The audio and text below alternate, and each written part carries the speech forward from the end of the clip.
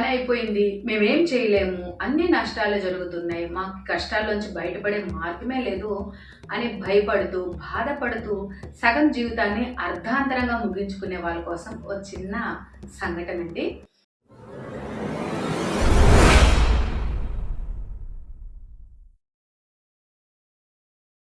1976 సంవత్సరంలో ఇంగ్లాండ్లోని మాంచెస్టర్ అనేటువంటి నగరంలో క్రీస్ అనేటటువంటి ఒక హాస్పిటల్ ఉంది. ఈ హాస్పిటల్కి ముగ్గురు స్నేహితులు వెళ్ళారు. వీళ్ళకి చాలా చాలా హెల్త్ ఇష్యూస్ ఉన్నాయి.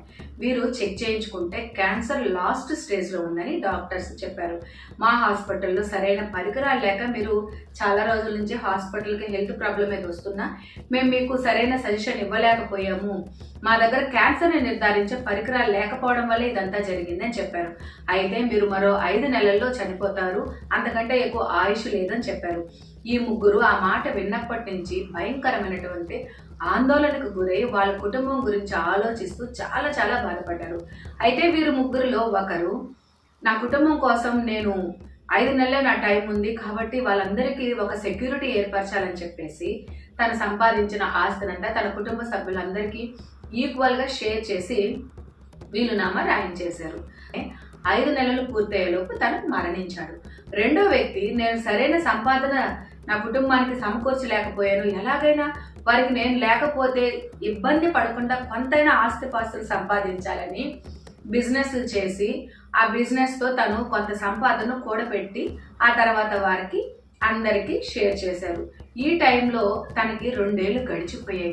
అంటే తను 2 ఏళ్ల వరకు తన సంపాదన తన కుటుంబం కోసం ఆలోచిస్తూ 2 ఏళ్ల వరకు ఆ చావుని పోస్ట్పోన్ చేసుకున్నారు. 2 సంవత్సరాల తర్వాత తను కుటుంబానికి అంతా చేసేసానని ఫీల్ అయిన తర్వాత తను కూడా చనిపోయాడు.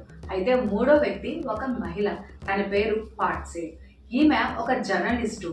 ఈ మరణాన్ని జయించే శక్తి ఎలాగో మనకు లేదు, కానీ ఇలాంటి మరణం ఎవరికి రాకూడదు.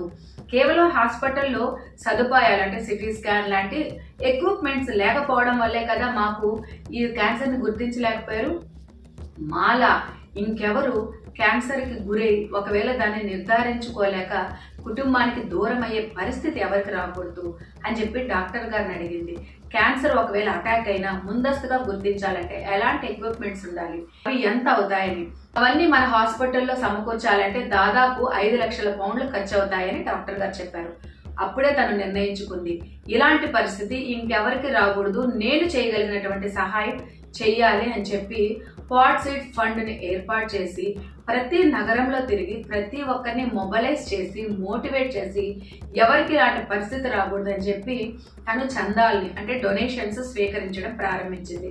అలా దాదాపు 700 లక్షల పౌండ్లు కలెక్ట్ చేసి హాస్పిటల్కి కావాల్సినటువంటి ప్రతి జబ్బుకి ఎలాంటి పరికరాలు ఉంటే నిర్ధారించవచ్చో ముందుగానే ఐడెంటిఫై చేయొచ్చో కావాల్సినటువంటి పరికరాలనేవి సమకూర్చడమే కాదు, ఒక కొత్త భవనాన్ని నిర్మించింది.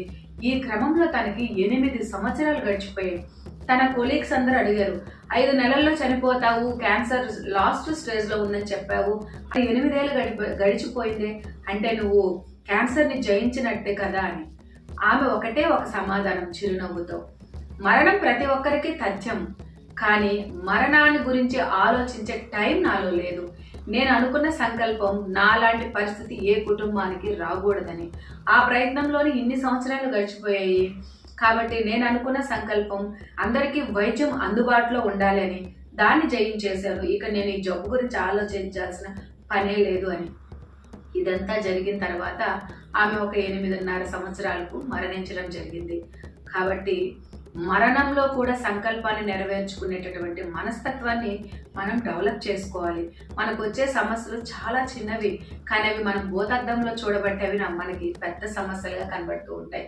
కాబట్టి ఎవ్వరు కూడా అర్ధాంతరంగా మన కుటుంబంలో కావచ్చు, చదువుల పరంగా కావచ్చు, ఉద్యోగం పరంగా కావచ్చు, వచ్చేటటువంటి చిన్న చిన్న సమస్యలకి జీవితాన్ని అంతం చేసుకోకుండా మరణాన్ని కూడా ఎదిరించేంత సంకల్ప బలంతో మనమందరం ఉండాలని కోరుకుంటూ ఉన్నాను. మీకు ఈ వీడియో నచ్చినట్లయితే లైక్ చేయండి, షేర్ చేయండి. ఫస్ట్ టైం వీడియో కనుక చూస్తూ ఉంటే ఖచ్చితంగా సబ్స్క్రైబ్ చేసి మీ సపోర్ట్ని, మీ సజెషన్స్ని నాకు అందించండి.